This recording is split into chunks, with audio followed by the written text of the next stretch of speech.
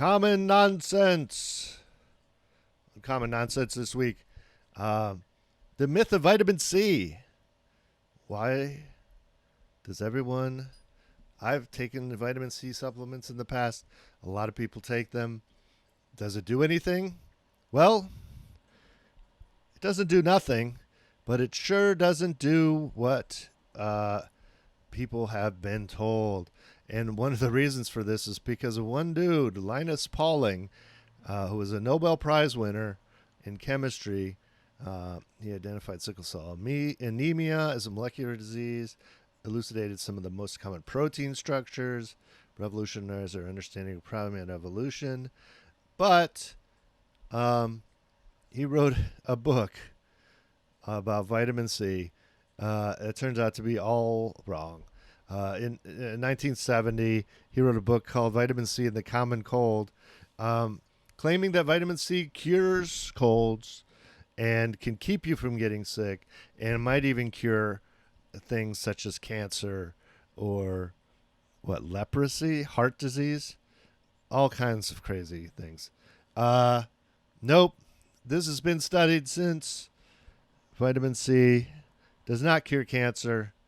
It certainly hasn't cleared up my leprosy one bit. And it might slightly make a cold, make you it might help you get over a cold a little quicker, but it doesn't do anything to prevent you from getting a cold.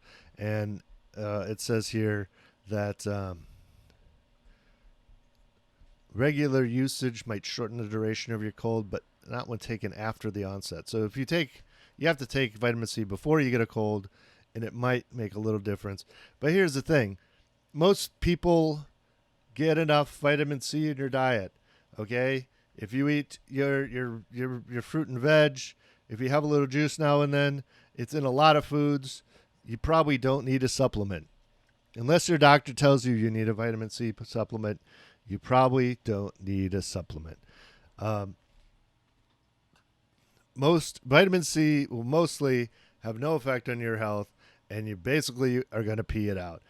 I remember some friends of mine were bragging that they were taking 200 times or something the daily requirement of vitamin C. And you don't want to take that much because it can actually do negative things to you if you get too much of it. But most of it you're just going to pee out. Okay? So the common nonsense is vitamin C does not cure a cold or cancer. Take it if you want, but it's probably not doing anything unless you're have scurvy or something. If you have scurvy because you haven't eaten anything but meat for your entire 3-month voyage across the Atlantic, then you might want to take a vitamin C supplement. Linus Pauling, let's see. He was this dude, one of the 20 greatest scientists of all time. Anyway, seems like a decent dude. Just got way into vitamin C, and turns out was not correct, and somehow convinced all of America and much of the world that vitamin C was kind of a bigger thing than it was. He was not, by the way, the inventor of the Pauli exclusion principle. That was Wolfgang Pauli, and that's not chemistry, it's physics. I just wanted to look this up because I was reading about vitamin C. Do we actually get vitamin D from the sun? And people say go out in the sun, you'll get vitamin D. Yeah, turns out that's a thing. In fact, vitamins you can't get vitamins from the sun because we just get photons on our skin from the sun, but those photons are energy, and they can make that energy can induce your skin into making vitamin D. In fact, let's see, we get vitamin D from foods like fish, salmon, mackerel, red meat, eggs,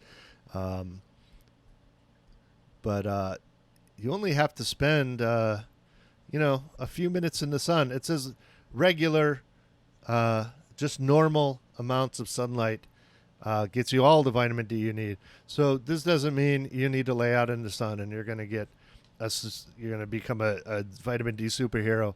Just a few minutes of sun, a few days a week, you can get all the vitamin C that you need. You can't make vitamin D if you're sitting indoors by a sunny window because ultraviolet rays can't get through the glass. Okay, you have to be out. But prolonged exposure to the sun is much worse than not enough. So too much sun, bad. Not enough sun can be bad, although, you don't need a lot of sunlight. A little bit can help. Get a normal amount. That, if we've learned nothing else today on Science AF, get a normal amount of sun.